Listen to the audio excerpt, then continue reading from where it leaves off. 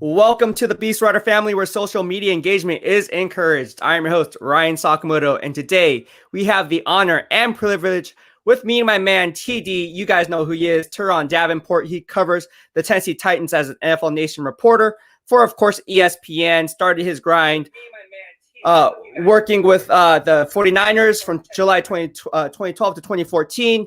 Now with the Baltimore Ravens, covering them from 2014 to 2016, before covering also the Philadelphia Eagles for USA Today, if I'm not mistaken, from 2015 to 2018, and now covering the San Francisco 49ers today. So, Turron, welcome for hopping on the show. Really honored to have you on the show, and thank you for tuning in. Appreciate the love and support, my man.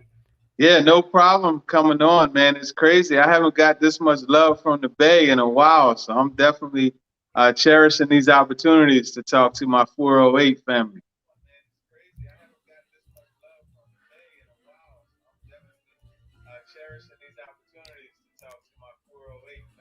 Well, that's what's up. Appreciate the love and support. I think everything's going well. There might be some audio mess up on my end, but I apologize. No, we're good. I think we're okay. Actually, there is an echo. Hold on. Give me a second real fast to go ahead and clean this up. Here we go. That's better. No, but man, hey, all Bay love. There's a lot of Niner fans on here, of course. Tell us about your background, how you got in to be an ESPN NFL reporter, because a lot of people don't want to talk about their rise. They just, oh, this guy's on ESPN. Talk about your rise as an ESPN reporter. You're big time now, bro. Tell us how you got there. Yeah, I'm definitely not big time, man. I'm still climbing. But, yeah, it's been a crazy path. I always loved the 49ers, going back to John Taylor and Jerry Rice and what ended up in Roger Craig, Ronnie Lott. I mean, we could go on and on about that. Steve Young, Joe Montana. We could just Merton Hanks. So we could keep going. All these guys I really was a fan of. And, it just got to a point where it was like, hey, I want to write about this. I played ball in college, and I point blank wasn't good enough to go to the next level as far as the NFL.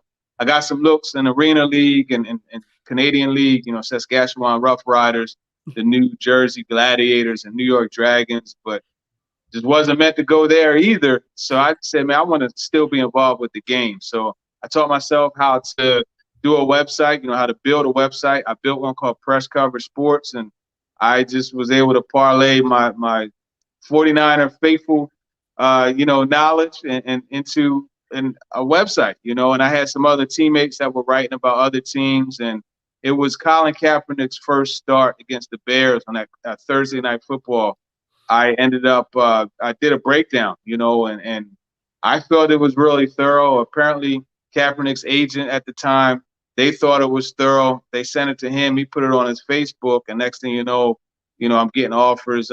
Golden Gate Sports, was doing that, and then that led to Bay Sportsnet, which is when I was first credentialed, and now I'm in Candlestick, not as a fan. I had to relinquish my season tickets, LB 38 row 5, seats 5 and 6. You know what I mean? I had to get rid of them, but still I, did my best to be objective. But then it got to a point where I wanted to be taken more seriously, and it's just tough. Like as a 49er fan, covering the 49ers, exactly, it's a lot tougher to be taken seriously, and obviously coming out there from Philly was not an easy task, but we were making it happen. But I just said, well, you know what, let's get someplace closer, and where I live was very close to obviously the Eagles facility, but it was within 2 hours of the Ravens. So I reached out to every single outlet in Baltimore. One outlet replied, and that was the Baltimore Times, and they said they would be glad to have me cover the team for them. So I did that, for 2014 and 2015. Then at the end of 15, what ended up happening was the Eagles Wire. Well, first I was writing draft work for footballgameplan.com, as well as a website called the Ravens Wire, or excuse me, the Jets Wire. Right. Just did draft breakdowns and stuff like that. And the lead editor for all the NFL sites was like, hey, we're starting a Philly an Eagles wire. Would you be interested? I was like, you're doing right. So yeah, I went from driving 2 hours to, about a half hour to the facility, covered the Eagles for 16 and 17, and was blessed with an opportunity to write a couple books. I did a book on Carson Wentz called Soaring with the Eagles, and then I did one on Doug Peterson and their Super Bowl rise. It's called A Team Makes a Miracle. And I got a random email from someone from ESPN, and they're like, "Hey, would you be interested in one of our reporting jobs?" I didn't reach out to them. I didn't know if one was opening, and boom, and they're like, "Hey, Miami or Nashville?" And I'm like, Miami probably wouldn't be good for me. Let's do Nashville. And went through the interview process, apparently it knocked it out the box, and they offered the job, and I had to move here to Nashville. Sight unseen, man. I had never been in Nashville before. I didn't know what to expect. I was a little hesitant, not afraid, but just a little skeptical because what you hear about the South. And me being a black man, I was like, I don't know. But I would say this: Nashville has been awesome. As I was telling you before we jumped on, I don't plan to move. I plan to extend my roots here. So as long as ESPN will have me here covering the Titans, I'm going to do it. Dude, absolutely. And your rise, your story. I mean, we're like OGs, man. We were the bloggers before the blogging game took. I mean, literally, how did we meet? We met from Golden Gate Sports. We met on a blog that was on the startup. It was on the come up, and we just wrote about sports. Like we just wrote about the Niners, the Raiders, if you remember, on Golden Gate Sports, the Warriors. I mean, we did it all, and then we branched out off the Fansided Network from there. But you know how long ago that was? That was like 2012, 2013, bro. That's how long we know each other. Yeah, man. Go way back. That's way back, dude. And I remember watching your Reese's Senior Bowl videos. You took anyone who doesn't follow Turron Davenport, you got to do it. You got to follow my man TD. His Reese's Senior Bowl freaking videos are legit. Like he knows what to look for. Exactly. That's why I'm like, oh, what's going on in the Senior Bowl? Oh, just been going Turron stuff. Boom. Yeah. And then like that's exactly what I wanted to know, and I got it from my man TD. So, if you guys don't follow Turron Davenport, you don't have to be a Tennessee Titans fan. You just have to be a fan of the NFL. Follow my man TD. Let's go ahead and talk about it. Since you cover the Tennessee Titans, let's talk about the big news. Julio Jones to the Tennessee Titans. The Titans only gave up a 2nd and 4th round pick. What were you hearing before that trade transpired, and was it smoke and mirrors up to that point, or was there real logic behind the reasoning and why they made that trade? Yeah, they also got a 6th round pick with Julio Jones. Now that 4th round pick that they traded is conditional. Okay. So there's some tags to it, but I definitely knew that there was interest, and you could kind of tell because yes, they did sign Josh Reynolds, and then they drafted Dez Fitzpatrick, who I think is going to be a solid player at some point, but it's just the whole time you're looking at the grand scheme of things. And it's funny, I even asked Mike Vrabel point blank, hey, are you guys okay with your receiver room? The slot position, it doesn't seem like you have a dedicated player to do that. And he said that now, obviously, with Julio Jones coming there, what he said was not exactly 100% with me, but he said that, the opinion that they have is different from what I presented. But they traded for Jones. I think that was the goal all along, was to get Julio Jones, and it was just a matter of allowing that price to fall into the range. I firmly believe that they set some parameters and just say, hey, you get it into this range, you got a deal. And it's funny, John Robinson, the GM, sitting on a pontoon boat, fielding calls, talking to Fontenot. And the deal happened, and I think it's a great deal for the Titans. Obviously, there are ties with Arthur Smith being the head coach there. He was the OC here with the Titans, and it was a good marriage. The Falcons absolutely needed to trade Julio Jones to clear up that cap space. They couldn't even sign their rookies, so they were desperate to get rid of them. A 2nd round pick. And a 4th, I think, is good compensation when you're in that situation. No, absolutely. And I believe that Julio Jones is a first ballot Hall of Famer. Call me crazy. Here's another thing that really just I get really upset about this because I think it's a false narrative when people say that Julio Jones is not healthy, he's injury prone. If you look at his last 7 seasons, he's been healthy in 90% of the games. People tend to look at recency bias and look as that's the reason why this guy's not healthy. Look, he played in 9 games last year, right? And yes, he had some injuries, but to say that he's injury prone based off just 1 year of production, I go based on the 7 years of production. And and it's just crazy for me when people say, "Oh, Julio Jones is injury prone. Fantasy football buyer beware." No, Julio Jones is going to rack up 1,200 yards because number one, he's playing against a light box now, or no, Derrick Henry's playing against a lighter box now because you have Julio Jones lined up outside.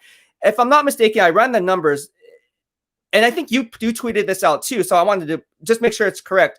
The Titans faced a stacked box, 8-man in the box, more than any other NFL team in the NFL. Is that correct? Yeah, 23% more than any team. Ironically, wow, Derrick Henry has gotten more yards against 8-man boxes than a lot of backs outside of Nick Chubb have gotten, period, over the last 2 years. Wow. It makes sense because you look at, and I always draw the comparison between Derrick Henry and Adrian Peterson. Not playing styles or greatness, but it's just these guys always face those 8-man boxes. They're strong enough to blast through that initial wall, and they'll break a tackle on the second level. And think about it. If there's 8-man in the box, right? Once you get past that, you got 3 guys left. And typically they're on this side with the safety. Henry, just like Adrian Peterson, they're fast enough to be able to outrun the safety angle, and that's why they hit so many home runs. So, yeah, you could stack the box, but buyer beware because Derrick Henry is able to do things against that. And they block it up so well, too. I'm not going to, not give the offensive line credit. I mean, you see Nate Davis just making things happen, and Roger Saffold, Ben Jones, and Taylor Lewan, and I mentioned Nate Davis first because in my book, he's an all-pro. He didn't get voted all-pro, and I get it. Wyatt Taylor's a very good player, but I think Nate Davis deserves mention. Wow, nice. And that's strong words. And anytime you say words like that, I take it very seriously. Obviously, you played the game, you know the game. We talk on that level. Let's go ahead and break it down. I always like to say peel back layers of the onion to get to the core. Let's talk about the offensive scheme, right? We talk about, is this player a scheme fit? Is Julio Jones a scheme fit? Well, Julio Jones is a scheme for any scheme. I don't care. It's Julio Jones. But let's talk about the new offensive coordinator in town. You guys obviously had Todd Downey. He was a tight ends coach, now promoted to offensive coordinator with Arthur Smith, like you said, off to the Atlanta Falcons. What does he bring to the table that's a little bit different than Arthur Smith's system? Well, I think the big difference, and I've said this a few times, is obviously he understands Derrick Henry makes it easier. He literally said that on his Zoom presser. But I think the difference is this. Arthur Smith had an uncanny ability to just dedicate himself to the run. I'm talking about being down 14 points in the fourth quarter and going shoe to shoe, running the football. And that's something that they did multiple times, and they did it successfully. And really what it came down to was that was his fallback. That was his way to take control of the game, take control of momentum, and turn things around. And it's something that they've done a lot, early in downs, and they've done it early in the game. So I don't know that Todd Downing is going to be as dedicated to the run. And obviously it's going to be a lot easier to pull away from him when you got A.J. Brown, Julio Jones, and Josh Reynolds. You got Tannehill, who is I don't know what to say about him, man. Like, he's made a complete turnaround, and it's been awesome to see. So when you look at all that, I think it is going to be different. But that play action is going to be there. One with the arrow route and with the post over top. You're dividing the safety and making him literally pick his poison. You want to get gashed with a post for a touchdown, or you want to give up a big play across the middle and risk A.J. Brown because he's one of those guys. You watch him, it's like Chris Berman when he used to announce Mike Allscott, and it's like that's what you see, man. And watch the Ravens game last year during the regular season. I mean, he carried 7 guys into the end zone. Yeah, A.J. Brown is going to benefit wisely from Julio Jones, not only on the field, but off the field. A.J. Brown's still a young wide receiver in the NFL, and he has yet to reach his potential. I think his ceiling is high for him. Julio Jones is going to add that dimension to his game and say, hey, look, these are some things that I see on game film that you could have done differently. Just straight off how you line off the line of scrimmage. Even if you're lined off, whether it's split end, whether it's flanker, you know kind of how to play your splits based on that cornerback. There's some things that I bet you Julio Jones can look at this defense act. You know what? He's playing with inside leverage. I know that's where you need to go, but you can kind of stem him high and then cut back inside the other way. This is some things that I don't think a lot of people talk about. They just talk about what Julio Jones, yeah, he comes to the Titans, and we all know what he can do. He's going to be a difference maker. But in what ways is it going to be a difference maker? That's what I want people here in the BEASTwriter family to understand, is it's more mental than it is physical. You got to be mentally tough up here. And I think that's what Julio Jones is going to bring to the table, is that beast mentality to teach A.J. Brown, teach some of these younger guys, hey, we know you're physically gifted, but let's get in the film room and actually dissect it brick by brick. Let's kind of look at what some tendencies are in these defensive players, so we know when we go into it pre-snap recognition, doesn't matter the down and distance, we know how to beat our guy mano a mano. So Julio Jones is a huge player. Do you think they're Super Bowl contenders, Tennessee Titans? I think they are. And before I get into that, I just want to expand upon what you just said. And it's interesting because we saw Julio Jones on the field for the first time yesterday. He's already out there coaching up the fellow receivers. Yeah. He's already out there showing. There's a clip from when he was in Atlanta at practice. He's telling Calvin Ridley some things. Actually, the Falcons reporter for ESPN, Michael Rothstein, wrote an article about Russell Gage, who benefited and really turned things around based off of one thing that Julio Jones told him. You have to read the article I'm going to read that. To, get the information. That way I get my guy, some extra reads. But, yeah, it's huge. And the other thing about that is A.J. Brown. You mentioned just the relationship there. Well, I talked to A.J. a lot, and he actually told me that he has watched Julio Jones since he was in college. And I talked to the receiver coach, Jacob Peeler. He's now at North Texas, but he was a receiver coach at Ole Miss before Lane Kiffin took over. And he used to make cut-ups specifically of Julio Jones for A.J. Brown. So that relationship is there. And Jones told me, Brown told me, he has taught me long before we even were friends. He didn't even realize that he was teaching me because I was just watching him and learning that way. So that's absolutely true. Now, as far as the Super Bowl part of it, I think this team definitely has an opportunity to be a contender. And it's not just me saying this, right? Teddy Bruschi, I talked to him. I had him on my show talking with TD this week, and he mentioned the physicality and the way that they play, their style, right? When you got Derrick Henry, and I've always said this, and this is even why those old 49er teams, I'm talking about with Mike Singletary, were able to be so competitive, because they had what you call a pack and play team, whereas you got the tough run game. They had Frank Gore, Titans got Derrick Henry. Then you have a solid, strong defense and a physical mindset, a mentality that you play with. And that's something that comes from Mike Vrabel. So when you look at the Kansas City Chiefs, who, they could play power football, but let's face the facts. Most of Andy Reid's teams are finesse type of teams. So you go in there and you punch them in the mouth. This is what the Titans did in 2019. And that's why they jumped out to that early lead, but they just couldn't finish the deal. But now, if you're in a shootout and a team dedicates everything they have against the running game, like Julio Jones said, pick your poison.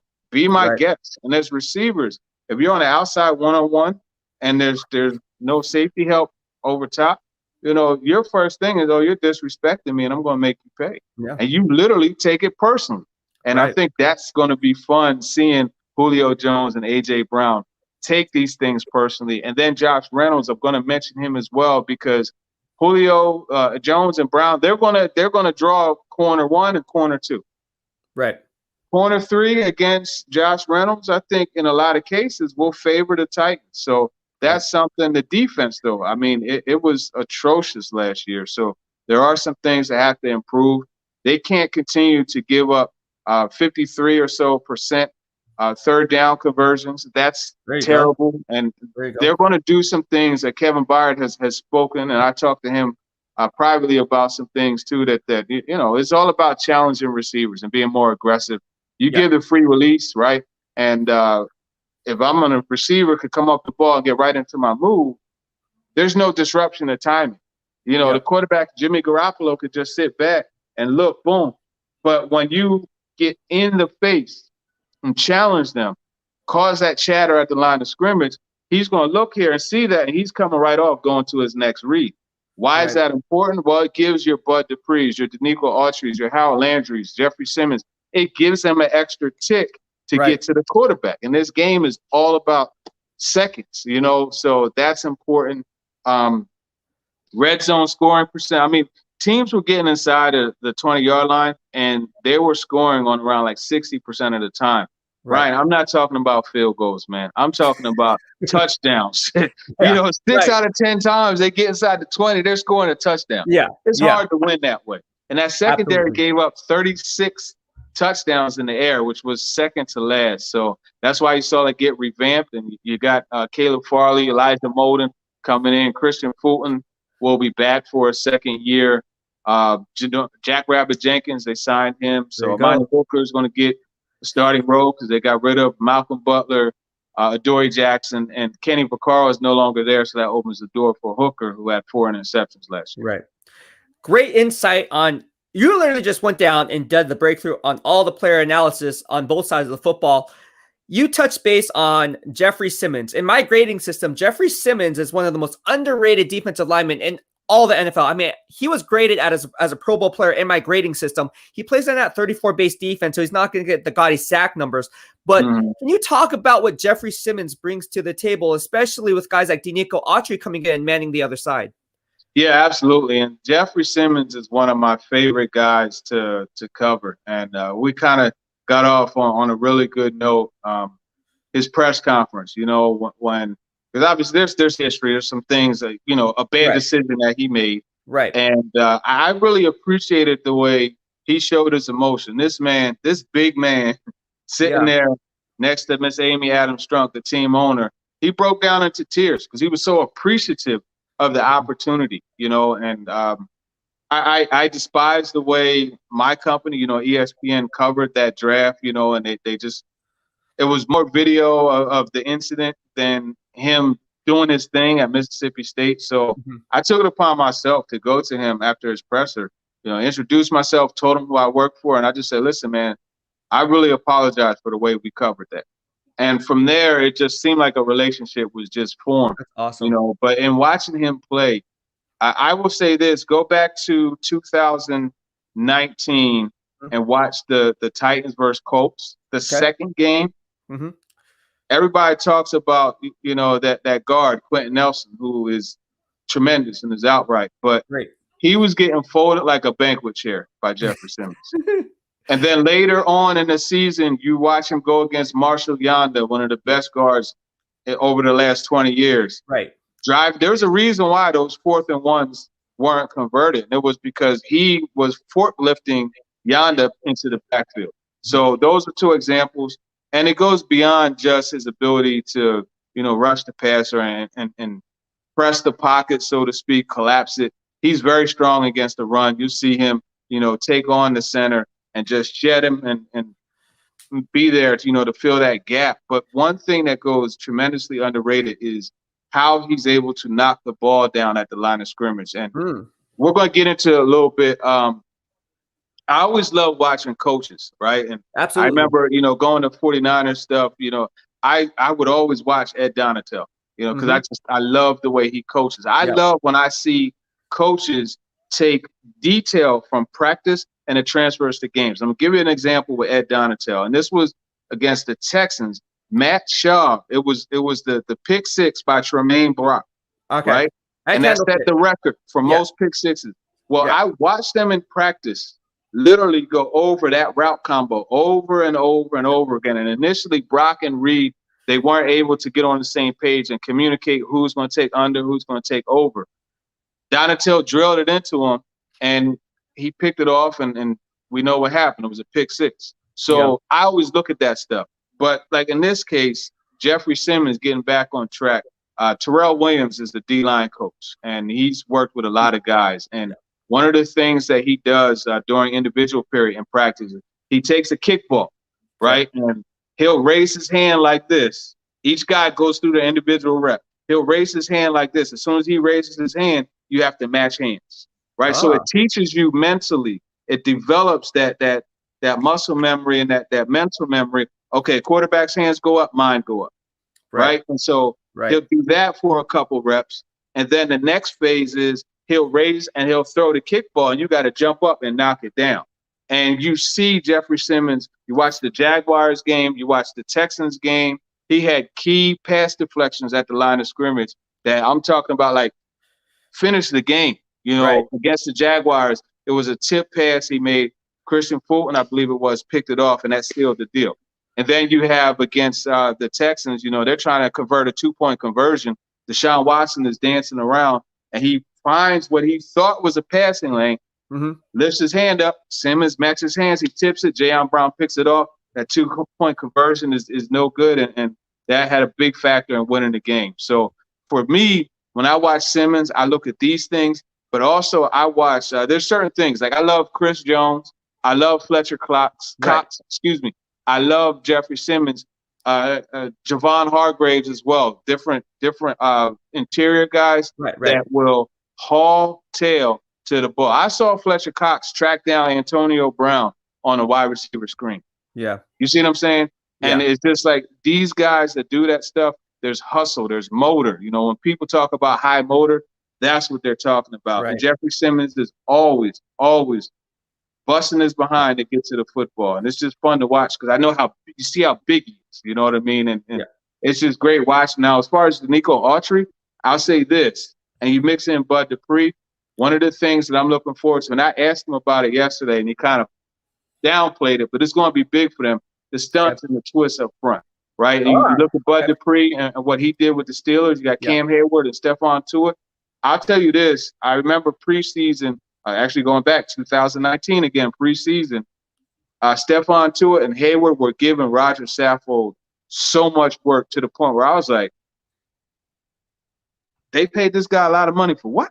You know what I mean? Because they were abusing him off of the stunts and twists. And then on top of that, you would have Bud Dupree looping inside a couple other gaps. And now it's just like, all right, what do we do?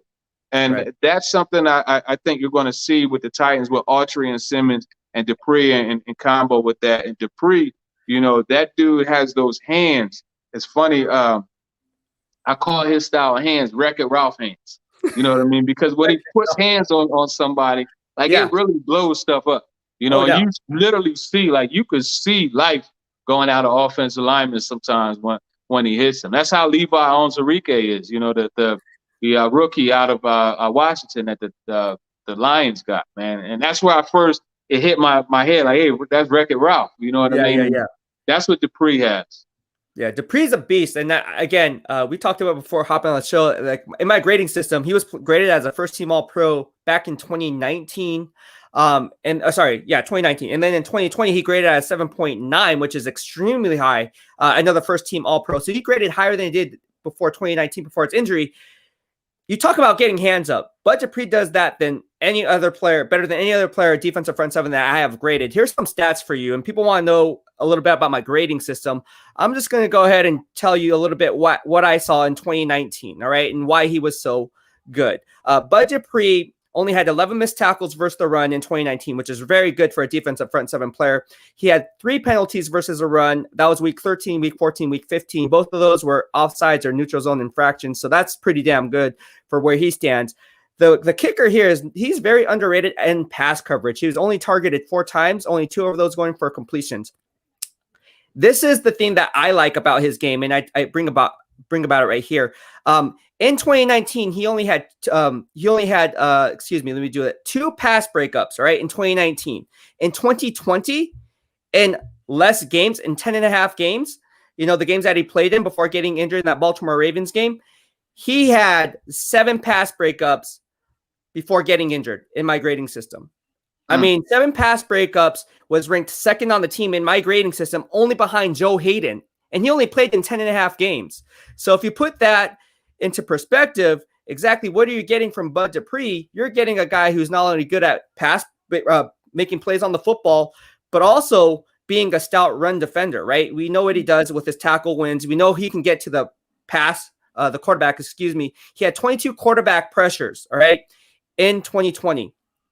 20 quarterback pressures in 2020, which ranked second on the team behind TJ Watt and Cam Hayward, who both had 22. And he played in 5.5 less games. So what you're getting in Bud Dupree is not only a one-trick pony as a pass rusher, a stout run defender, but a guy who can also cover in coverage. He's very smart. And again, getting to your point, yeah, those tackle end stunts that are going to come his way, I'm pretty sure he's going to rack up at least double-digit sacks this upcoming season. And which brings me to my next point. All right. You talked about the defensive front seven. Why is it so underrated? Why do not more people talk about it? They're talking about it as if it's like damaged goods. Please explain to me why. You talking about the current one that the Titans have after the additions? Yes. Yeah, underrated. You know, it's that recency bias thing, right? And then the last thing that people saw from the Titans was, as I mentioned, I didn't mention this stat. They had 19 cumulative sacks last year. That was the third worst ever by a playoff team. Jeez. So, yeah, they're gonna get a bad rap. And Nico Autry and Bud Dupree, they don't have anything to do with that. I mean, those guys together, and I'm not big on just sacks, but if you look at just sacks, those guys bring 13 sacks to the team, right from last year.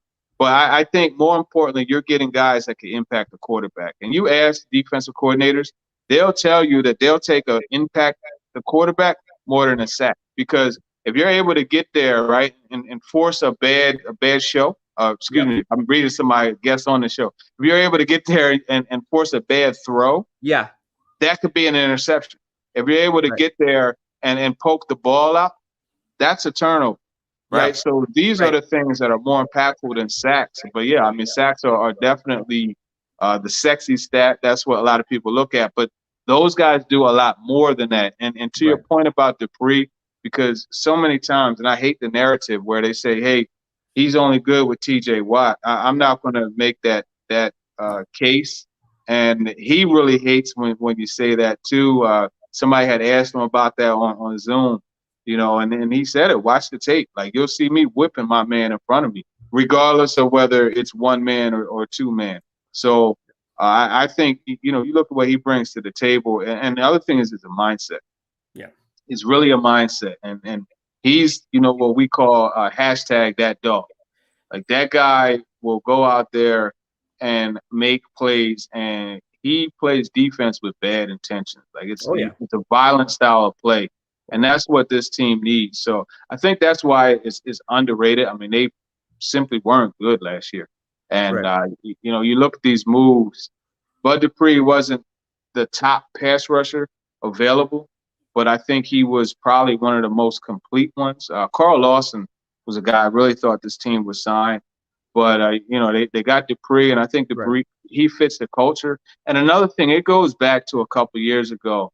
They really wanted to sign Zadarius Smith, but it just kind of got out of the price range. Okay. And, you know, you see that happen. You see him go to, you know, Green Bay and play the way that he did. And then, you know, you sign Cameron Wake, and unfortunately Father Time caught up with him. And then you turn around and you know, sign Clowney, and that whole situation was a disaster. And it's just like, all right, we got a player that is complete. He's someone that fits our culture, someone that we want. We're not going to let the Zadarius Smith situation happen again. And I think that's why they made sure that they made it happen. Great points. Great points. And I agree with you. I think you can tell Bud Dupree, BEASTwriter approved. The guy is a first-team All-Pro. Again, I grade every snap of his. And he's right. He gets home at the same time, if not before, TJ Watt a lot of the times. And again, you knock the hammer on the nail, okay? You talk about sacks.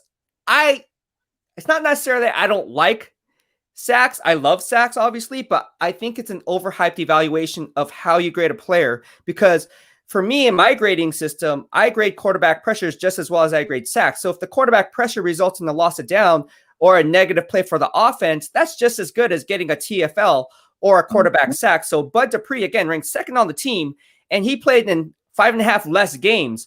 Just think, if he would have just played one more quarter, he would have surpassed TJ Watt in that category. So you tell Bud Dupree, hey, Bud Dupree, my boy BEASTwriter said you're the real deal, and you're going to eat this year.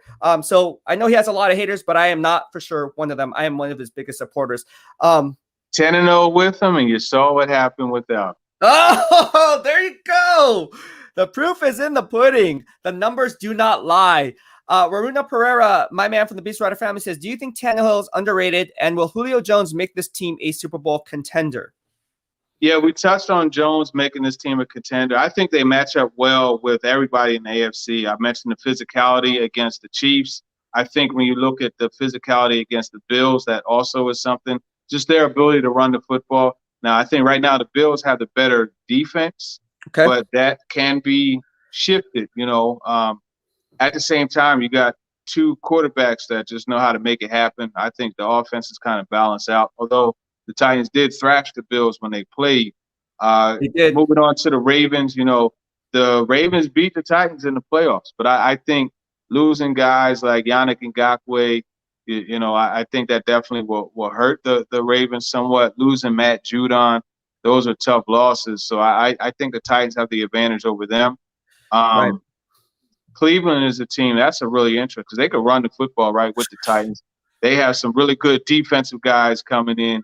And then on top of that, you look at, what they have on offense with Beckham Jr. coming back. But I still think the Titans are 2/3. So they're definitely contenders there. As far as Tannehill being underrated, I do believe he is underrated. And, here's why. He's not someone that's going to pass for 4,500 yards and 40 touchdowns, but he's a guy that could do a lot of damage just with minimal attempts. That play action, he's just developed a way to push the football down the field. And, I mean, look, Khalif Raymond, you never heard of Khalif Raymond probably. And he was an undrafted free agent years ago out of Holy Cross and bounced around. This guy was catching bombs and impactful. I'm talking about a touchdown to put them up 2 scores against the Ravens in the playoffs. Wow. I'm talking about, a touchdown to seal the deal against the Colts and put them in position to win the division and just post after post after post off of play action. Well, now you got Julio Jones doing that. Yeah. That's big time.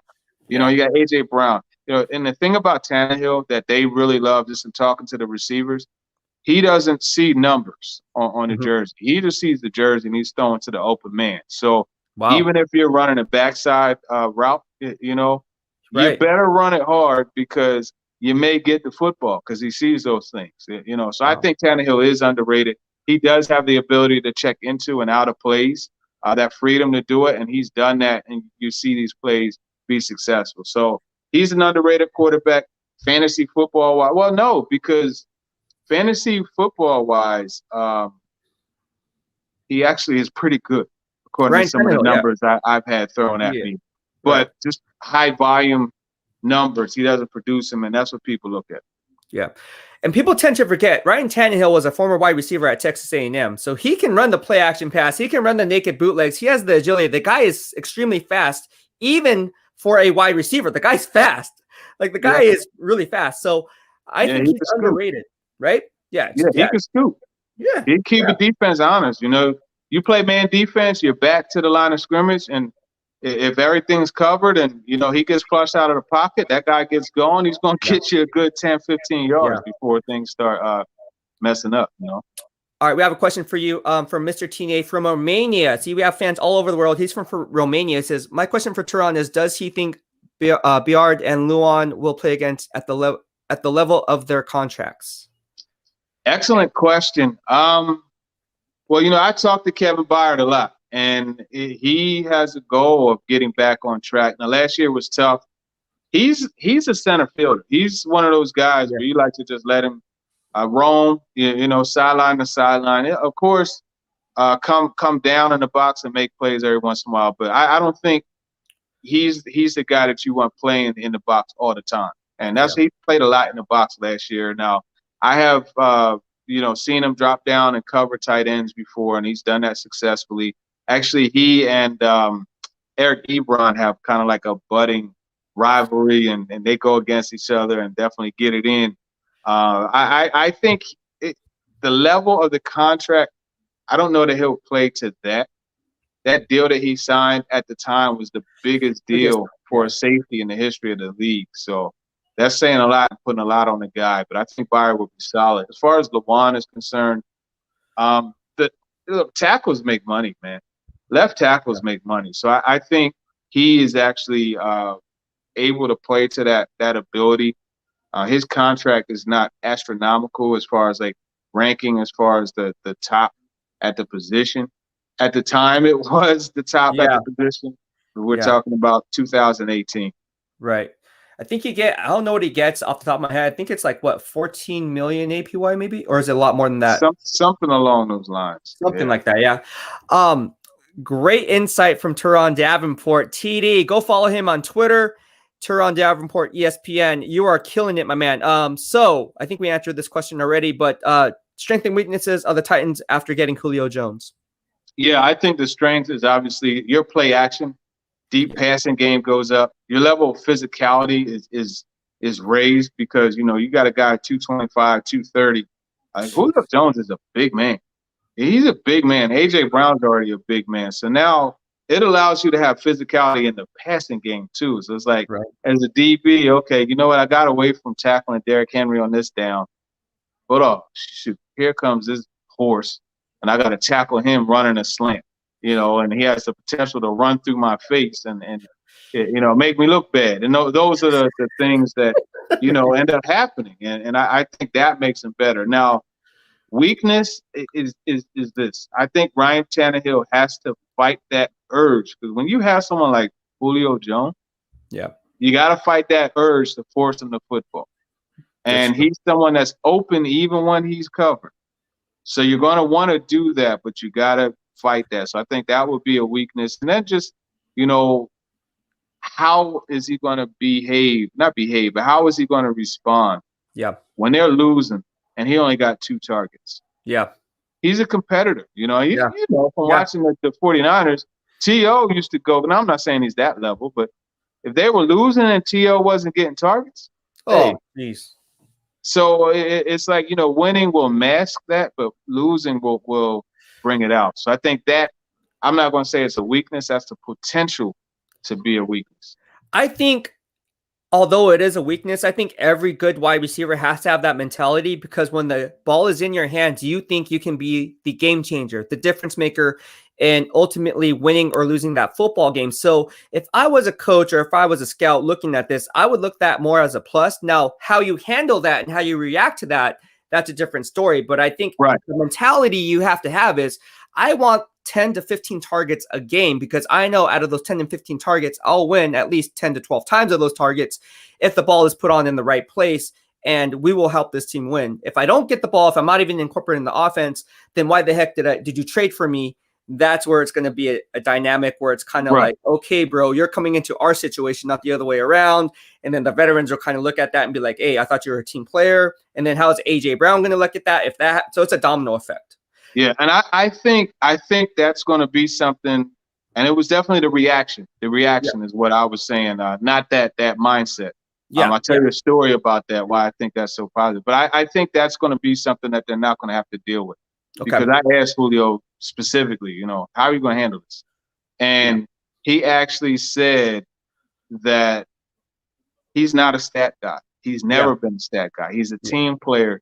He can't wait to find out what his role is and do it at a high level. So that tells me he's going to be okay, And then a funny thing about that mindset that you referred to, Corey Davis, who has now moved on to the Jets. Yes. I remember I pulled him aside and I'm like, hey, man, you got to demand the football. Like, are you going to Ryan, telling him? This was in 2019, because this dude would always be open. And it got to a point where I asked Ryan Tannehill, hey, listen, you seem to miss him so much. What is going on? What's the disconnect? And he admitted to missing him. So there's clearly a problem. So I said to, Corey, man, you gotta go to him and tell him to feed you the football. Yeah. And he said he didn't want to be a diva. So I said, well, look, man, I played this position too. You know that. And that mindset of always wanting the football, that's categorically, what we as receivers, that's what we employ. And I said, I'm going to give you a good example. Terrell Owens set the record for receptions in the game. Now, it's been since broken by Brandon Marshall, but he set the record for receptions in one game. Yep. The 49ers won the game. Yes. There was another guy on the sideline throwing fits. Yeah, Jerry Rice. Again, they won the game. Yep. He was throwing fits because he wasn't getting targeted enough. You know who that guy was, Corey? Now, who, TD? Jerry Rice. Yep. Do you think Jerry Rice is a diva? And all he could say was facts. Yeah. You see what I'm saying? So, yeah, that mindset is there, even for the guys who are good guys like Jerry Rice. Yeah, no, exactly. And I think that's what – it's a misconception because anytime a wide receiver complains about not getting the ball and they lose, I got to tell you, if I played wide receiver and I was a star wide receiver on my football team, only got 3 targets, I'm going to talk. I'm sorry. Yeah, I'm going to have a problem. Yeah, we're going to have a problem. Exactly. I'm like, we're running the ball. We're averaging 2.6 yards per carry. I know we're a run first team, but they're stacking the box and we're still trying to eat up clock time when we're down by 2 possessions. Why aren't we throwing the ball more? You have to, at some point, chuck it downfield, even if you have to give us an opportunity to make a play on the ball. Because we're not, this game's not coming any closer. And you have to have aerial assault in the last 10 minutes of the football game for you guys to even stand a chance. So yeah, I get it. All right. I think the receiver core this year is better, just to answer that question real quick. Okay. Just because the difference between Julio Jones and Corey Davis, to me, is a lot greater than the difference between Jonnu Smith and Anthony Ferguson. Jonnu Smith's a darn good player, though. Don't get it twisted. But Ferguson, I call him sticky fingers in the locker room, and he answers. That dude catches everything. Everything. Okay. So that's his nickname, Sticky Fingers? Or is that the nickname? That's what I call him. That's dope. Yeah. That's dope. And he responds to it. That's awesome. I called Ronald Blair Optimus Prime because he played so many positions. Like, I like that. So I was like, I yelled out Optimus Prime. He turned around. He's like, what? And I told him, he's like, dude, I like that nickname. Yeah, so it's funny how we give players nicknames while we're in the NFL media, and they're like, they like it though. They like nicknames. Yeah. No one does not like a nickname unless it's like, derogatory or something like that. But for the most part, that's really cool. Sticky Fingers. I'm going to remember that. All right. We're going to wrap up the BEASTwriter Family Show with my man, Turron Davenport, what's called the BEASTwriter 2-minute drill. Basically, I'm going to give you a this or that. You answer the question that comes to your mind. And then on top of that, you tell us why you selected that answer. All right. You ready to go? Let's go. All right. This is getting to know my man, TD, in the BEASTwriter 2-minute drill. Pizza or burgers? Pizza. Why? Yeah, pizza. Just because it's you get so vegetables. You're not happy. Look at you. You're all happy. Because I'm thinking about a really good pizza. My daughter is flying in from Philly tonight. I'm taking her to get pizza. A place out here called Slim and Husky. They have one in Sacramento. But you get everything, right? You get your dairy with the cheese. You get your vegetable with the sauce. You get your bread with the crust, so it covers all bases, man. But I love a good burger too. Five Guys is my spot. All right, I have to agree with you on the pizza. Pizza is definitely my guilty pleasure. All right, lobster tail or crab? I'm going crab, man. It's sweeter. You got to work a little bit harder for it, but yeah, I'm going crab, man. All right, I have to say lobster tail because it's easier. I'm low maintenance. Dogs or cats? I can't say neither, but no, I'll say dog because I'm allergic to cats. Okay, fair enough. Pancakes or waffles? Oh, man, I would say pancakes because it's easier to make them on the griddle, man. A waffle maker, I'm still trying to master that, and yeah, I'm going pancakes. All right, cool. Flip of the wrist, that's it. Yeah, just flip the wrist. That's it. There you go. All right, cool. This is a good one, man. Netflix or Disney Plus? I'm employed by Disney, so I gotta say Disney Plus.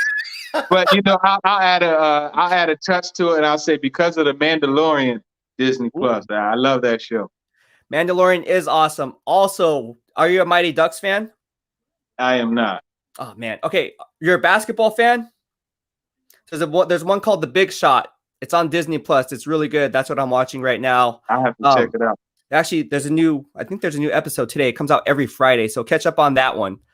Shout out to Disney and ESPN. Not a sponsored post. All right. Apple or Android? Oh, Android all day, man. Oh no. Android all day. Oh, we Like can't be friends. yeah. Are you I serious? got the new Ultra 5G, and I'm normally a Note guy. I need the stylus, and you know, Apple always sells you stuff that as a perk, and it's like, oh my God, you made it so that I could only charge my phone and not listen to my earbuds plugged in at the same time. And everybody's like, this is great. No, it's not great. And also, Samsung makes a lot of Apple products. So Yeah. That is very true. That is very true. I will agree with you on that. I am an Apple guy because I am that guy. I am that guy. Um, all right, zip up or pull over hoodie. hey man, I like the pullover. I like the All pullover right, because yeah, I like the pullover better. me too. I agree with you. Just because it's easier, right? It's easier. It's easier and plus it just looks better. It hangs And better on you. honestly, when I ask this question with other guests on the show, they say they like zip up because it doesn't mess with their hair. But hey, like you, I'm bald, so it's easier. We don't care. We're just nice and clean. We're ready to go. It's Action Jackson all the time. All right, let's continue this last 2-minute BEASTwriter family questions. And Pepsi or Coke? I'm not a big soda guy, but I'll say I used to love vanilla Coke. Oh, So dang, yeah, you're taking it when I, back, I don't bro. I Vanilla don't Coke. Wow. I don't drink anymore, but when I used to drink, man, I would mix coconut rum with vanilla Coke, and it was just like a glass of heaven. I have never tried that. Now I want to try that tonight. That actually sounds really good. I've never thought about. I've never had anyone actually thought. No, I'm being honest. I never heard of that before. Was that something that your friends did, or is that something you just made up? I just did. I always I used to be a rum and Coke guy. I would just experiment with different things. Are And you I always serious? loved vanilla Coke. So I'm like, well, I wonder how if I mix this Malibu with it, how it's Malibu. going to, Yeah, that or actually sounds Parrot really Bay, I think it was. If you want to go with the less expensive brand. Yeah, yeah. But you're thinking of the white Malibu rum. I know what you're talking about with the coconut You tree. got to go heavy on because it's really sweet. You know what I mean? And then you Ah, want it to, got you you. want to drink so you get into your groove. You know what I mean? That's how you do it. That is awesome. Okay, continue on. Last but not least, Ronnie Lott or Ray Lewis? Come on, man. That's a good one. That's a good one. Ronnie Lott. We Wow. actually football game plan. Emory Hunt, Gene Clemens, Brandon Howard, Chris James, and myself. We did 2 books called Football Love Story and What Did Football Teach Me. Ronnie Lott is in both of them, and he gave us, what football taught him and what he loves about football. Then he did this commercial, Okay. and like it makes my hair raise even just thinking about it because this music comes in, and you got Ronnie Lott standing there at the Hall of Fame, and he said, it's just something about the huddle, and not everybody, you don't like everybody in the huddle, but we all have one goal, and it was an awesome commercial that Emory Hunt cut. So on top of that, man, my background, my break, like, Ronnie Lott, man, I used to have the starting lineup figurine. You hear me? Of Ronnie Lott. Starting So lineups, bro. You're yes, going back, I'm dude, to the not little going away figurine. from it. And any guy that will lose Yeah. that tip of the finger Yeah. to Yeah. go back in, Yeah. can't vote against that. Yeah. I would have to say, as big of a Niner fan growing up as, I think he's the best defensive back to ever play the game, period. I'm going to have to say Ray Lewis. I'm going to say Ray Lewis, man. I'm going to say Ray Lewis. Ray Lewis is just, I don't know, man. I like Ray Lewis. Look at you. The reaction. I'm going to say Ray Lewis. You just disqualified yourself to every 49er fan on this show watching this, man. And you're going to publish this too. I hate to have something It's to do live. with this, but I can't go back. Here's the thing. Way to be objective. I'll give you that. Way to be objective. I was going to say Ronnie Lott or Patrick Willis. That's even a tough one too. Woo! See, I was going to put up that one. I used to play Patrick Willis in Madden a lot. Oh, did you? Online. Yeah. One time, they had the hit stick and the screen would shake. Yeah. 14-0. He's using the Steelers. He ran a sweep with Willie Parker. I bleeped into Patrick Willis, came down, and hit stick Willie Parker. Deshaun Golson picked it up and returned it for a touchdown. He disconnected. But I couldn't pick out of those two, P. Willie or Ronnie Lott, man. I'm gonna pass. It's tough, man, but hey, that's what makes this fun. No disrespect to Ronnie Lott. Ronnie Lott, again, the greatest defensive back to ever play this game. So Ronnie Lott, if you're watching, call it your boy. Thank you so much, Turron Davenport, for hopping on the show and joining the BEASTwriter family. I'm going to get you hooked up with a swag t-shirt. We are launching new swag for that. Thank you for taking time. And again, always a pleasure, my man. If you want to follow my man, Turron Davenport, you can do so. How do they find you? Yeah, at @Davenport_NFL. And then if you like listening to content like this, you can search Talking with TD on iTunes, Spotify, Google Podcasts. Of course, ESPN.com. You click NFL, click Team, click Titans. Definitely follow that. All of my work is there. Right on, my man. And then you mentioned someone earlier about something that I forgot, but plug that too. About your coworker at ESPN. I guess he wrote an article. Oh, yeah, Michael Rothstein. He has an article. If you want to know about Julio Jones' impact, there you go. You can definitely check out ESPN.com, the Atlanta Falcons page. It was about Russell Gage, who said that, one thing Julio Jones taught him has helped turn his career around. Perfect. All right. Well, thank you so much, TD, for hopping on our show. We really appreciate it. Have a good day, my man. For sure. All right. Mahalo. All right. That was my man, Turron Davenport, TD. You can find him on Twitter. Again, you can find him at ESPN. We're getting back to your questions. There's a lot of questions here going on. We're just going to go ahead and talk to you guys about that. So thank you so much for hopping on the show, TD. All right. So what is your guys' take on exactly what happened today, what we discussed? Is there any questions you guys had, which I know there are a lot of comments and questions. John Zach says, what's up, B? Sorry I'm late. It's all good, man. You are here now. A guy called Ed said prime time couldn't tackle, as in Deion Sanders. No, he couldn't, but he could cover, and he was the best to ever do it. Daniel Jr. Middleton says, I still have our starting lineups. If you guys don't know what starting lineups are, you're probably too young to remember this, and that means I am old. Starting lineups were basically figurines that came out every single year, and you could buy these figurines. They didn't do much movement. They weren't considered action figures, because action figures, you can move the head, you can move the arms, and you can move the legs. Well, with starting lineups, you couldn't move the legs. You can move the arms. There was a Jerry Rice one where he's leaning like this, and you can move the football like that. They had a helmet that came off as an accessory. You can put the helmet back on or leave it off, however you want to do it. But yeah, you couldn't really do much with the starting lineups, but they were worth a lot of money if they're still in their box today. Unfortunately, I played with all of mine, so they're not worth jack. All right.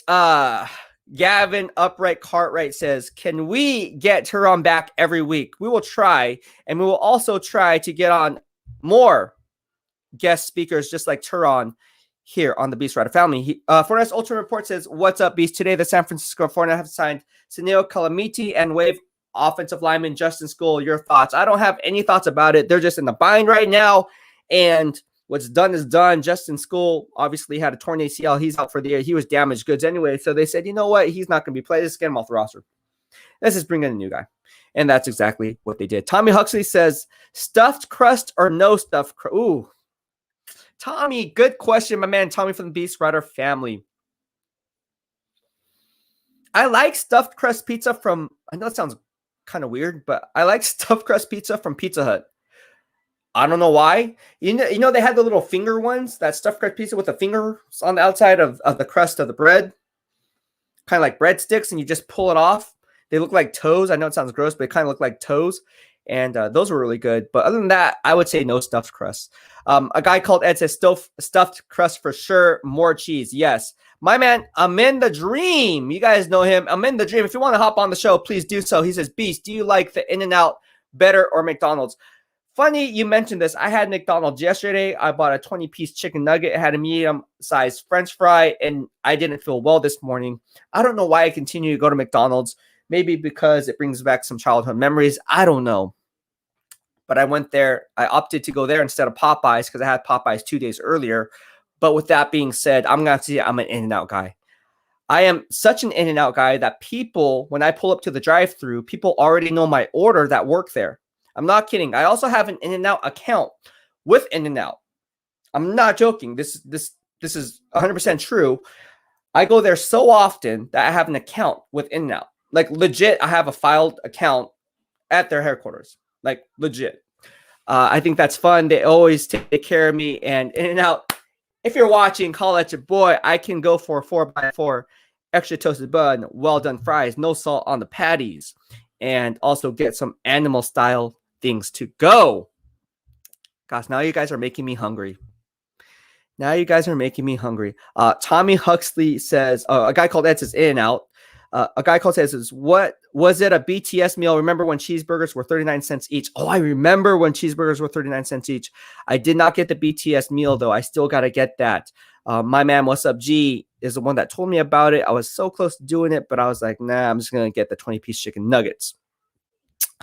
All right, let's see what other questions you guys had. Gavin Upright says, thank you, TD. A guy called Ed says, thanks, TD.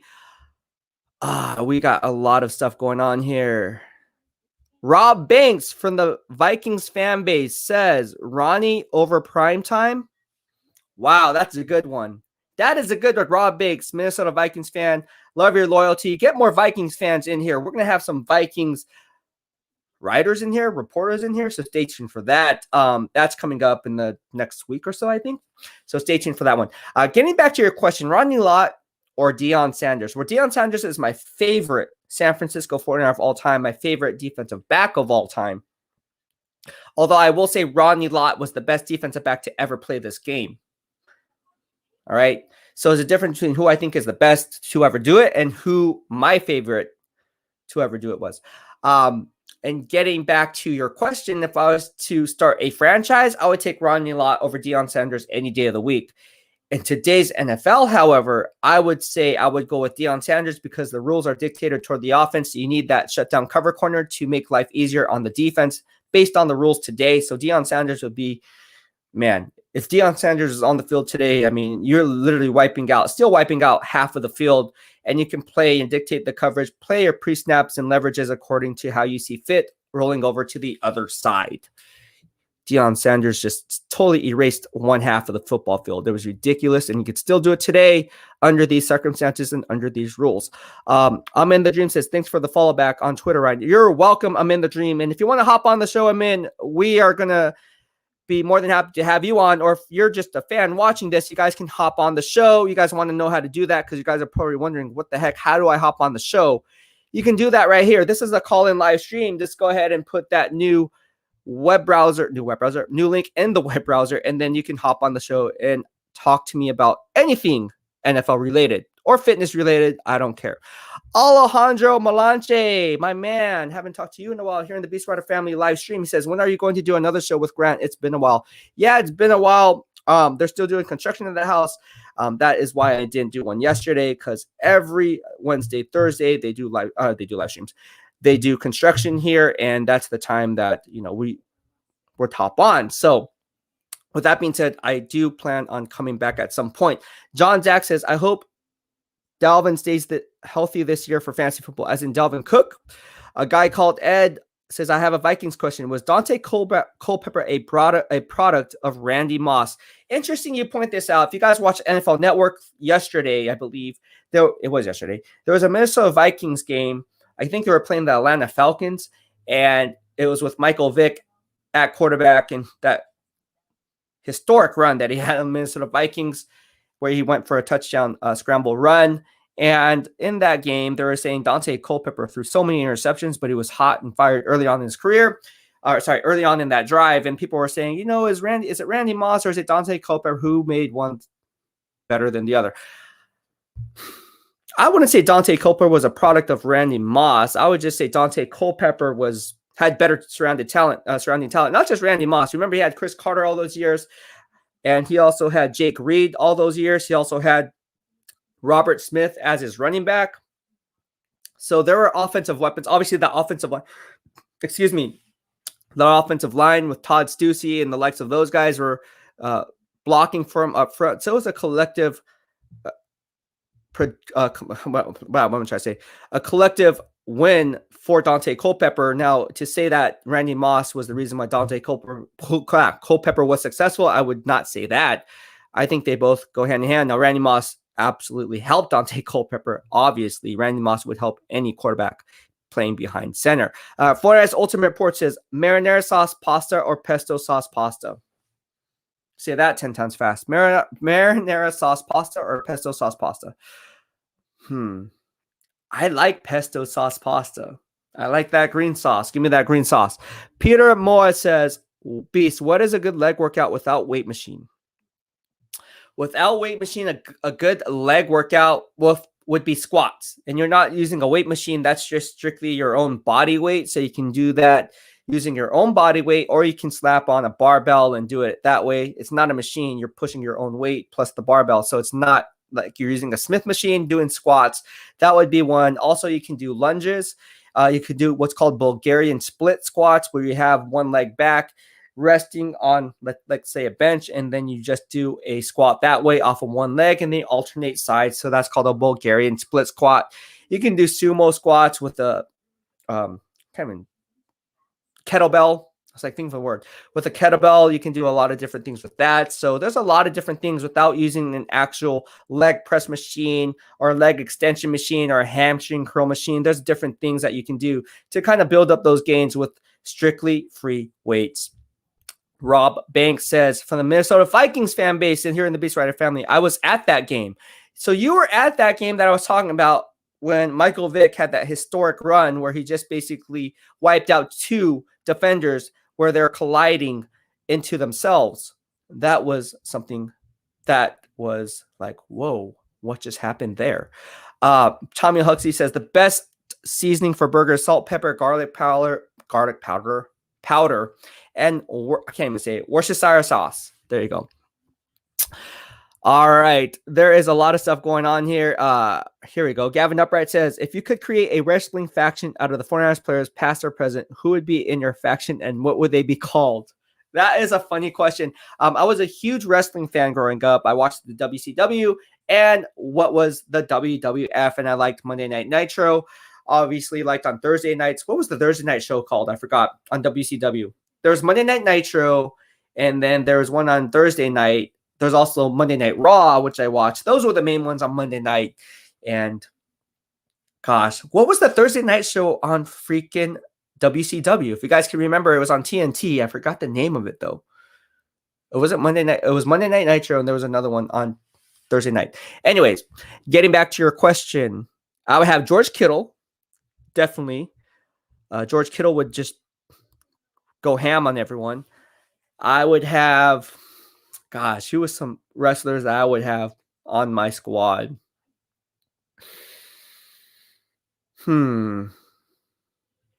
Obviously, Ronnie Lott. I think that guy's just a maniac. I would have Ronnie Lott on my squad. Obviously, we talked about him earlier, so Ronnie Lott would be a logical choice. Who would be a good wrestler, though?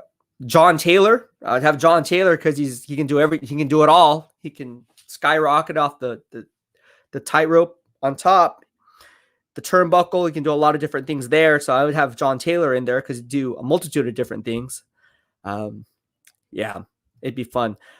All right, Tommy Huxley. Oh, SmackDown. That's right. Thursday night SmackDown. That's what it was on WWF. I remember. Thank you so much, a guy called Ed. Tommy Huxley says bodyweight squats, bodyweight reverse lunges, stationary lunges for Thursday. Yes, to answer your question. Rob Banks, Minnesota Vikings fans, says 98 to 2005 had a nice run with a solid teamer on Dante Culpepper and Randy Moss. I'm a traffic cop Moss. My kids want my play Roblox Rob Banks out. Thursday Night Thunder, that's what it was on WCW. That's right, Thursday Night Thunder. I was going to say Lightning, but I knew that wasn't it. Thunder, that's right. WCW, Thursday Night Thunder, and it was to challenge Thursday Night SmackDown. Guys, Thursday Night SmackDown was so awesome because The Rock was the one that laid the SmackDown and gave that title the title. If you smell what The Rock is cooking. Man, The Rock was awesome. Who misses The Rock? Yeah, Thursday night show was called Thursday Night Thunder. That is correct. That is correct. That is correct. We have some WF wrestling fans in here, I see. I will post a picture of me and Hulk Hogan when I interviewed him when they came to Levi Stadium to have WrestleMania there. Yes, there was a bunch of beat writers. They had the opportunity to meet the professional wrestlers, and no one wanted to do it. And I said, you know what? I'm a huge wrestling fan. I think this is a once-in-a-lifetime opportunity. Am I really the only one that's going to go out there and talk to Hulk Hogan? Sure. And I talked to Hulk Hogan for about an hour and a half. It was great. It was great. And there's a picture of us doing the NWO, Just Too Sweet. All right. John Zach says, can you help me explain to my girlfriend how free weights are better than the machines? Yes. I wouldn't say necessarily better. They're just different. However, I do prefer free weights because, in my opinion, free weights, well, I guess, I don't know if they're better, but they are different. To say one is better than the other, I'm not one to do that because I think certain machines are better on your joints than using free weights. But ultimately, if you were to start up a home gym, I would definitely start with free weights over any machine. So they're different, not necessarily better for the most part. But if I was to tailor between the two, I'm with John. I would go with my man John and say free weights are better. A guy called Ed says Stone Cold Steve Austin is better than The Rock. Oh, you know what? I love Stone Cold Austin. I like he was a tough SOB. I like that. I like his, his whole, take no prisoners attitude. I don't give a damn what happens, yada, yada, yada. Stone Cold Steve Austin was awesome, but something about The Rock. His pregame speech, his swag, his people's elbow, his rock bottom, taking off the sleeve, throwing it, going like this. I mean, you're just setting it up, man. Gavin Upright Cartwright from the BEASTwriter Family said, what's your current wrestling knowledge like? Zero. I don't watch wrestling at all. But in the past, we can talk about the past. A guy called Ed says Mankind too. Mankind was awesome. If you guys don't know who Mankind is, he was also Mick Foley. And Mankind had the sock. I forgot the name of that puppet that he called it. What was it? Socko? I don't know what the name was. And he would stick it in people's mouths, and then they would ideally pass out or choke to death, but not die. Yeah. Fornes Ultra Report says, fun fact, The Rock still has family in San Francisco and in the East Bay. That is a fun fact. Thank you so much, Fornes Ultra Report. John Zach say, I watched Macho Man interview why he hates Hogan. Macho Man and Randy Savage. Macho Man, Randy Savage. That was a dynamic. That was what I watched growing up. Macho Man, Randy Savage had those beef jerky commercials. Step into a Slim Jim. Oh, yeah. You guys remember that? Gavin Upright says, Triple H and D-Generation X were my favorite from the Attitude Era. Ooh, definitely DX. DX, I went like this, and I did that at my 8th grade graduation. Not kidding. Everyone loved it. I kind of got in trouble for doing it, but we did it all year. Me and my friends, group of 5 of us, would always do that. We'd always go to the teachers and go like that. And graduation rolled around, and everyone was like, hey, Ryan, you going to go ahead and do the DX celebration? And I was like, you know what? I'm going to do it. And everybody, the faculty says, Ryan, don't do it. You're going to get in trouble for doing it. I said, you know what? Okay, I won't do it. And then in the back of my mind says, you know what? I'm going to do it. I only graduate once. I'm going to do it. Went on stage, did the whole shebang, did it. The parents loved it because the dads watch it and they were high-fiving me. I was coming across the stage, so I didn't get in trouble after all. It was one of those things where it was like socially acceptable at that time because, hey, the kid's graduating. He doesn't mean anything by it. The parents loved it. So that was a shocker. The parents saved me. So if you guys are watching this, which some of you are, I mean, some of my middle school friends still watch this, and I know their parents still keep in touch with me on Facebook. So hello. How are you guys doing? A guy called Ed says, Beast, I want to hit the gym after your show, but I'm still kind of full. Should I wait a bit? Yes, you definitely should wait. So if you want to talk about fitness, we can go ahead and do that. We can talk about anything right now. I already finished my workout earlier today to hop on with my man TD. But in getting back to your question on should you wait? Yes, you definitely should wait before hitting the gym. I would say probably, depending on what you ate, 30 or 45 minutes before hitting a workout, because you need those nutrients to be steadfast in your body for it to metabolize for you to really get your gains in. What happens is if you don't do that and you just go ahead and go to the gym straight out of the gate, you're going to develop cramps. You have some cramping going on. Maybe you don't have enough potassium in your body. Maybe you become dehydrated during your workout. So there's a lot of different factors, and you really don't want to go into the gym having any of these issues. You want to go in with a peace of mind knowing that, hey, look, I'm going to step into this gym. I'm going to get my gym gains on, and I don't have to worry about possibly doing something wrong or being out of breath or kind of feeling sluggish because I just ate a big meal 15 minutes ago. So yes, definitely wait. Now, what did you eat? Tell me what you ate. I can kind of help you and give you a better gauge of when you should hit your workout. John Zach says, what's the benefits of each as terms of free weights and as opposed to machines? Well, machines is less pressure on the joints, depending on the type of a workout. Now you're putting undue pressure on your joints regardless, but certain aspects of it, like the Smith machine, right? When you do the Smith machine and doing that on an incline, you're working out your chest. I typically only use free weights for building up strength, right? If you're trying to build up your strength, you're going to want to use free weights because you're not relying on a machine to do the work for you. Also, you're activating the core. So anytime you work on free weights, you're already multitasking by working out the core because the core has to be stabilized for you to even get the weight up in the first place. So when you do that, make me the strength and conditioning coach, by the way. I'm just joking. Kind of not, but kind of am. I really am. Don't tweet this out. Oh, BEASTwriter should be the strength and conditioning coach of the Fortnite, although it's trending and people are putting it out there. But getting back to your gains, yes, free weights is good for building up strength because, again, you're activating more muscle groups than you initially wouldn't think, like your core. Your core is your foundational base, right, aside from your legs. So if you have a strong core, the rest will follow. I always say that, and that tends to be true. Now, when you do that and you're on an incline and you're doing it with the Smith machine, you don't have to focus on activating your core so much. You're just focusing on getting the right form down, right? Now, if you're using free weights, you have to kind of readjust yourself, and then you're using your back muscles to kind of stay what's called the kinetic chain in perfect alignment, and then you can hit your weights that way. So a lot of different things you can do. Yes. Oh, Mr. Sacco. So it was right. Mr. Sacco. John Zach says The Rock's charisma. Yep.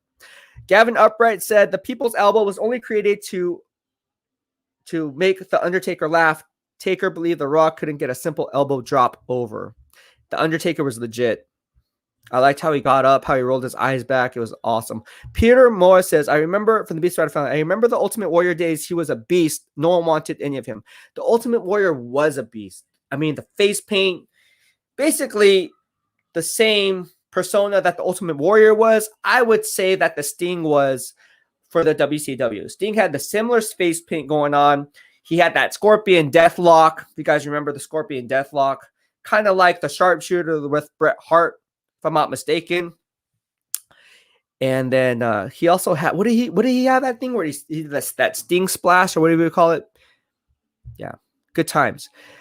Gavin Upright Carver says the cream of the crop always rises to the top. Macho Man Randy Savage. John Zach says Ultimate Warrior. So here we go. Gavin Upright says, have you watched the series Dark Side of the Ring yet? I have not. Maybe I need to watch that. When The Rock beat Hulk Hogan, that was badass. Yeah, that was. John Zach says, how about the Road Warrior, Animal, and Hawk, and also Demolition? Ooh, the Road Warriors were dope. They had their spikes on their shoulders, on the shoulder pads. They had football pads with spikes on it. Yeah.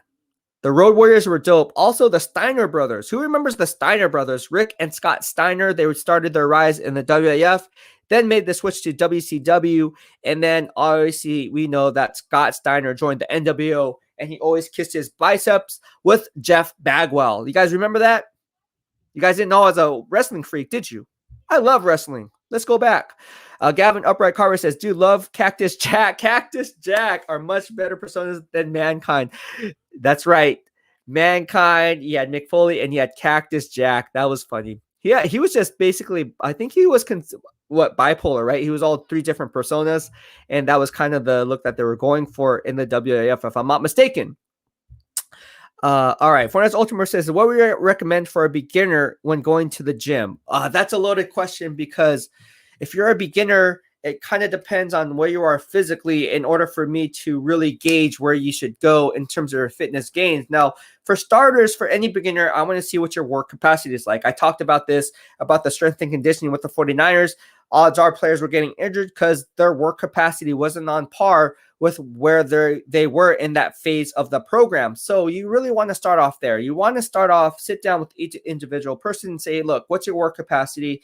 Let's see what you've been doing. If you haven't been doing anything, okay, let's try to get up your metabolic rate up. Let's see where that's going to be. Let's get your RPMs up. Let's kind of see where your heart rate's going to be at, and then we can go from there. So your beats per minute, so forth, right? So with that being set forth, I would say start off with cardio. Start off with cardio, a light walk, a light jog on an incline would be your best bet. And if you have bad joints or joint problems, don't do it straight. You don't have to do it on an incline. You just go straight and just make sure that you're obviously in proper alignment, and then you can get the blood flow working that way. So that would be my best bet for anyone that's starting. If you wanted to lift weights, that would be obviously the next step. But first and foremost, I want to see where your cardio capacity is up, so that when you hit the weights, you're not getting so tired. And I think that's what a lot happens. I think that's what happens a lot is a lot of these players, a lot of these athletes, they get hurt because they compromise their form on those harder reps, which is down the line on that set. And when you do that, you're risking and running the risk of injury. And that's the last thing you want to do. All right. Tommy Huxley says, how many games will the Detroit Lions win? That's a good question. I don't know. We have to see how training camp rolls around, because obviously we know that players get hurt. So I'm going to reserve that answer until training camp wraps up and preseason is done. Gavin Upright Carver says, who remembers Terry Funk? If you do, you had the real MVP. Terry Funk. That sounds so familiar. Terry Funk. Gosh. Was he like the hippie guy, Terry Funk, if I'm not mistaken? I don't know. A guy called Ed said, I had some brunch, cheesy omelet, 2 eggs with some cream, and a few strips of bacon, not saying how many. Oh my gosh. Bro, you ate like a king. You should give me some of those gains. I'd be more than happy to take on those gains for you. That's a heavy meal, bro. There's a lot of grease involved in there. It's not going to sit well with your stomach. Definitely do not work. You can get the burps when you work out. I would say this is like a good hour after you eat this meal to go ahead and work out, and drink lots of water. Drink lots of water right now. I strongly suggest you do that. Peter Moore says, Beast should definitely be the Niners strength and conditioning coach. This seems to happen every time the strength and conditioning coach has problems with the 49ers or any other organization. Everyone starts the hashtag BEASTwriter for strength coach, or puts up tweets or puts up comments that I should be the strength coach. It would be fun. It would be fun. Gavin Upright Carver says, fire Dustin Perry and hire BEASTwriter. I love fitness. You guys know what I do. If you guys haven't saw the community page, I like to upload content in between live posts. I went ahead and did so. I actually went to the gym earlier today, met a guy, really nice guy. As I was leaving the gym to prepare for this podcast or this live stream, he stopped me through his translator and said, how do I get a 6-pack like that? And I said, you know what? Like, I didn't know he was deaf. And so the lady came up to me and she was explaining to me, because I couldn't really put 2 and 2 together. And then she's like, oh, I'm his translator. My name is da da da. He wants to know how he gets a 6-pack like you. And she was sign languaging back and forth. And so I was like, oh, that's cool. So I wanted to talk to this guy. I was talking to him for, a good 20, 25 minutes. And I did so because, you know what? I was like, man, this guy is in good shape. I mean, this guy must have, how is he in this? His story was very inspirational. The guy is in great shape. And I just talked to him, through his translator, obviously. And I was like, dude, you look good, man. Like, what do you do for your arms? What do you do and he's telling me, like, I do this, I do this, I do that. I played basketball back in the day for Gallaudet University. And I'm learning this all through the translator as we're having this 3-way conversation. And the moral of the story is, always take time for other people, because you never know how you can meet someone and basically the good vibes just all the way around. Like I was on the way out to the gym. I could easily say, you know what, sorry, I can't talk right now. And you guys would never know. But I'm telling you this story because one, it's very inspirational for me, as much as I am an inspiration for all of you guys in terms of fitness. You guys are an inspiration for me as well. So when I hear your stories, and this guy, David Hamilton, was no different. David Hamilton played for Gallaudet University. I already posted this stuff on my YouTube community page, as well as on Twitter. He said, hey, can I take a picture with you? I said, yeah, sure. So he actually does some personal training himself. And I was like, wow, that's very inspirational, because here you are, doing things that otherwise even someone doesn't do. It was just crazy for me, because like for him to not only take his game to that level, but then also teach it with that disability, it's crazy. It's just very inspirational. And he was so happy, had a small, that was just, for me, that was very inspirational. It's like, dude, like I can only imagine like how he grinds it out like day in and day out like that, and looks the way he does. It looks amazing. The guy was like MVP of Gallaudet University. So the guy's really cool. The guy is really cool. He's up on my Twitter. He's up on all my social media. And if you guys want to go for him for personal training, I will go ahead and put up a link so you can locate him, because he does offer Zoom online classes for his fitness training grind. And he does a good job of it just on his looks. The guy's a beast. So he's BEASTwriter approved. All right. CJ Ruthless Sports says, hey, BEASTwriter, what's going on? Gavin Upright Cartwright says, any wrestling fan should watch Dark Side of the Ring. It's awesome. I think I need to watch that. Gavin Upright says, Rick Steiner equals Big Papa Pump. Yes, that is correct. Rick Steiner and Scott Steiner, the Steiner brothers. Ahmed the Dream says, Undertaker is my guy. He is one of my favorites. Undertaker is one of my favorites. That guy was dangerously scary. He would roll back his eyes. He would do, what's it called? The tombstone? Was that his finishing move? The tombstone, right? Where he turned the guy upside down and then goes down on his knees, and the guy supposedly his head's in the mat. And then all is for naught. The guy is knocked out. CJ Ruthless Sports says, I like Macho Man Randy Savage. Everyone likes Macho Man Randy Savage. I wasn't a huge Macho Man Randy Savage fan. I know that sounds crazy, but I wasn't a huge Macho Man Randy Savage fan. John Zach says, Steiner Brothers in the 90s. Yeah, Steiner Brothers were dope. They had that bulldog with them, and they wore those stringer wrestling uniforms. It was pretty dope. Had the little headset, not headset, but the earmuffs. John Zach says the Hart Foundation. That was good too. Bret Hart, Owen Hart. Who else was in there? Was Tatanka in there? I wasn't sure if Tatanka was in there.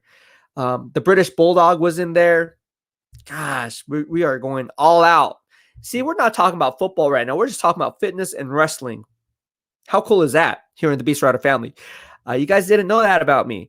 I did miss the days of Stone Cold Steve Austin. I did miss Owen Hart. Brian Pillman was cool. Brian Pillman. I remember Brian Pillman. Eddie Guerrero. I hated Eddie Guerrero. I did not like Eddie Guerrero. That guy was such a and didn't he join the Four Horsemen at one point? I remember Eddie Guerrero joined the Four Horsemen. And my gosh, Eddie Guerrero was so annoying, dude. Like that guy was just so annoying to me. I did not like Eddie Guerrero. I did like Rey Mysterio Jr. though. Rey Mysterio Jr. was awesome. Do you remember when David Arquette won the WCW World's Heavyweight title and the world lost its mind? I don't remember David Arquette. Damon says AMA dude love. John Zach says Coco Beware, Jake the Snake Roberts. Oh, I had an action figure of Jake the Snake Roberts. Jake the Snake Roberts was cool. Jimmy Superfly Snuka, I don't remember him. Sergeant Slaughter, I do remember him. Sergeant Slaughter was like the guy with the glasses. He was like he was a sergeant. Obviously, he had that baton. Gosh. Speaking of baton, remember Big Boss Man? Big Boss Man also had a baton. Just to name a few. We are going back. I love this. We should have a wrestling conversation. I should have a BEASTwriter podcast just talking about wrestling. I think everyone's loving this. The comments are going crazy. It brings back memories. Oh my gosh. CJ Ruthless Sports says Terry Funk was hardcore wrestling. Terry Funk. Gosh. Ed, why put cream in the eggs? Not necessary. Gavin Upright Cartwright says Terry Funk and Cactus Jack had a famous barbed wire match when Mankind got thrown off the Hell in a Cell. Terry Funk came in to check on Mankind and Taker tombstoned him out of his shoes. You guys remember all of this. This is hilarious. CA Ruthless Sports says, I did enjoy the million dollar man, best man gimmick with the best laugh. Oh my gosh, this is awesome. Chainsaw Charlie was Terry Funk gimmick. Oh, a guy called Ed. Thank you so much, and mahalo for the super chat and super stickers. So if you like the channel, like the BEASTwriter Family movement we're striving to push, like the work here in the BEASTwriter Family, consider sending me a super chat so I can continue doing this full time. Thank you so much. And again, every super chat counts, even if it's 99 cents. That's still more than I had yesterday. So 99 cents is good to go. So again, even if it's 50 cents, I don't care. That's still more than anything. So thank you so much, a guy called Ed, for your super chat. Let me just go back. A lot of you guys sent super chats today. Finance Ultimate Report sent a super chat today. I can't even go back that far. But a lot of you guys did. How come it won't let me go back that far? Anyways, I'm in the Dream says Tombstone Pile Driver. There you go. That's what it was named. Oh, man. CJ Ruthless Sports says Eric Bischoff defended him. Eric Bischoff. Oh, gosh. He was another one I didn't. I couldn't stand Eric Bischoff. What a Gavin Upright Carboy says it was Eric's idea. Arquette didn't even want the title. All right, here we also got CJ Ruthless Sports says he could have been a great wrestler if he was supposed to be the $1 million man character. Peter Moore says, who made the line? Oh yeah, first Macho Man or the Kool-Aid Man? That's a good question. So the Kool-Aid Man, if you guys don't drink Kool-Aid, you guys remember he would burst into walls and stuff in people's homes and go, oh yeah. And the Macho Man always said, oh yeah. Yeah. John Zach, Shawn Michaels. How do we forget him with Brutus the Barber Beefcake? Oh my God. Shawn Michaels, another good one. Shawn Michaels was also part of the DX regime over there. And he would always go like this and kind of do a stint, and then we had Triple H behind him going like this, and then he had Six or X-Pac, as he would be called in the WAF, doing the same thing. Jeez, good times. China was also there. I miss China. China was awesome. China just ruled the world, man. She would beat up anyone. Rest in peace to China. Owen Hart, rest in peace as well. CJ Ruthless Sports, you remember Jim Hurd? Nobody does, because he was a pizza guy running the business. I don't remember him. Who remembers Shawn Michaels turned on Marty Jannetty and destroyed the Rockers? Oh my gosh, I do remember that. Marty Jannetty was his tag team partner. I forgot about that. The Rockers, that was their name in the WWF. Shawn Michaels was legit. Shawn Michaels was legit. Thank you so much, CJ Ruthless Sports. I appreciate the love. Mahalo, my man. John Zach said, I remember that Gavin threw him through the glass. The Rockers, I forgot. Marty Jannetty. Ric Flair. Woo! Ric Flair was another good one. Ric Flair was a beast too. He held a few titles, heavyweight titles. Then he made his way from WWF to the WCW.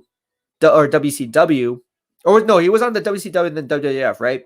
He went to WCW or vice versa. And then wasn't he part of the Four Horsemen with Steve Mongo McMichael? Gavin Upright threw him through Brutus barbershop window. Couldn't stand Triple H. Sports. Happy Friday, Don Lovato from the BEASTwriter Family. Good times, good times, good times. All right, guys. Well, I think that's going to be it for this live stream. If you liked what we had to offer, please subscribe in the lower right-hand corner of your screen as you stay up to date on all things Beast in real time. I had a lot of fun today. I hope you had a lot of fun today. We'll be back hoping on another live stream on Monday at 12:30 p.m. with the first NFL female scout in Connie Carberg. Thank you so much for tuning in. Have a good day. BEASTwriter out.